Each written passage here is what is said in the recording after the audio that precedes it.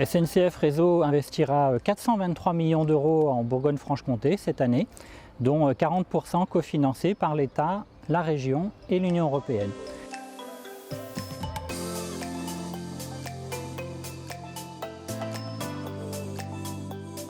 Nous aurons 4 priorités: la sécurité, la régularité, l'accessibilité, et Dijon en est un bon exemple, et puis l'innovation, parce que nous allons travailler sur le train à hydrogène et puis les mobilités autonomes.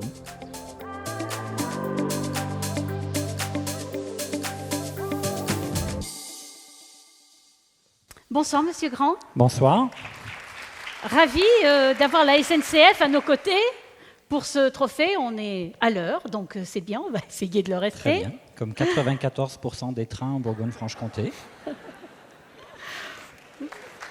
94% des trains parce que vous avez l'habitude qu'on vous la fasse, celle-là. Sont à l'heure en Bourgogne-Franche-Comté. Voilà. Alors, vous remettez ce soir le trophée du développement économique régional. De quelle manière la SNCF participe à ce développement ? Alors en fait, pour réaliser nos 423 millions d'euros de travaux, dont une grande partie est financée par l'État, le plan de relance, et par la région Bourgogne-Franche-Comté, on a besoin des entreprises. Et il y a une partie des travaux qui ne peuvent être réalisés que par des grosses entreprises, mais il y en a une partie importante qui peut être faite par des entreprises régionales.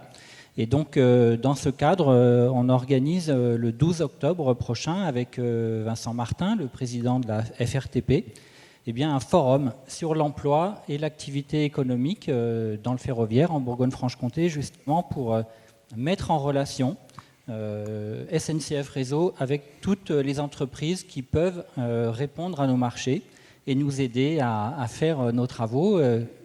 Également mettre en relation tous les acteurs du secteur de l'emploi, parce que SNCF Réseau, comme beaucoup d'entreprises, on a du mal à recruter dans certaines spécialités. Et puis on veut mettre l'accent sur l'insertion, parce que dans nos marchés, nous avons au moins 7% des marchés qui sont dédiés à l'insertion. Et là, on a besoin des entreprises d'insertion régionales. Et donc tout ça contribue à l'activité économique de la région. Alors je sais que vous mettez également l'accent sur la sécurité. Oui, c'est plus de la moitié de nos investissements qui sont consacrés donc, à tous les travaux de sécurité pour que vous puissiez prendre le train en toute sécurité. C'est une valeur fondamentale du groupe SNCF. Merci Monsieur Grand. Alors il est temps de dévoiler le lauréat de ce trophée du développement économique régional. Et donc le lauréat est l'entreprise LPME à Dijon, représentée par Yannick Paris, son président. Bravo, LPME, Yannick Paris.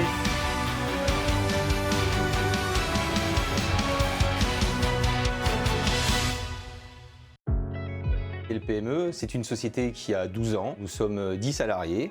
Nous sommes spécialistes des marchés publics et spécialistes de la stratégie du bon achat public. La stratégie du bon achat public consiste à rapprocher l'offre et la demande. Bien souvent, on a les acheteurs qui vont faire par exemple des demandes qui ne correspondent pas à ce qui est proposé dans la région. Et puis de l'autre, on va avoir également des entreprises qui n'ont pas réellement la connaissance de ce qui est attendu dans les documents. On est des facilitateurs puisqu'on va se retrouver avec des acteurs du monde privé et du monde public qui n'ont pas le même vocabulaire, qui n'ont pas du tout les mêmes obligations. Au travers de la formation et l'accompagnement, on va accompagner l'un et l'autre dans le but d'améliorer la relation. Bravo. Merci. Félicitations. Bonsoir, merci beaucoup.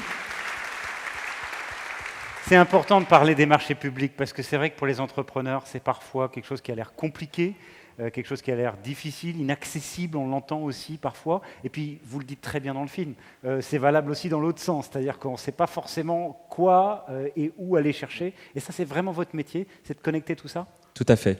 En fait, au départ, on a commencé par accompagner les entreprises, en particulier les PME, vers les marchés publics. Et on s'est rendu compte que les donneurs d'ordre publics avaient aussi besoin d'être accompagnés parce qu'elles méconnaissent en général le monde de l'entreprise privée, en particulier de la PME. Et donc, on se propose d'être un lien entre ces deux mondes en accompagnant d'une part les entreprises, d'autre part les donneurs d'ordre publics. Et on a mis en place une démarche qui permet d'accompagner aussi collectivement la relation entre les deux. Et c'est là où on est, je pense, un peu innovant par rapport à ceux qui font de l'accompagnement des entreprises ou des donneurs d'ordre publics. Oui, c'est-à-dire que vous faites les deux, et il y a cette association avec des résultats, j'imagine. Oui, tout à fait. C'est ce qui a permis de se développer, puisqu'aujourd'hui on est 10. D'ailleurs, je remercie l'équipe. J'aimerais bien qu'on les applaudisse aussi. Ils sont tous où là. Où sont-ils? Où êtes-vous? Faites-nous signe. Je ne les vois pas, mais ils sont Bravo. très discrets. Dans les marchés publics, on est très discrets en général. Donc Xavier, associé des premiers jours, qui est ici présent, et puis toute l'équipe là-bas, je ne la distingue pas bien, mais notamment c'est grâce à cette équipe que je suis là aujourd'hui, parce que c'est sur l'idée de Lucille qui a eu l'idée de candidater et qui a été accompagnée par toute l'équipe que la candidature a été faite. Voilà. C'est pas moi qui suis à l'initiative en fait de la candidature au trophée, donc je suis d'autant plus heureux de le recevoir aujourd'hui. Et vous êtes un outil du dynamisme économique régional, local, et je crois que vous êtes fiers de ça. En tout cas, on essaie à notre modeste mesure d'y contribuer. Félicitations à LPME, à vos équipes. Bravo à vous pour ce trophée Merci beaucoup. du développement économique Merci. régional. Je vous laisse prendre une photo tous les deux.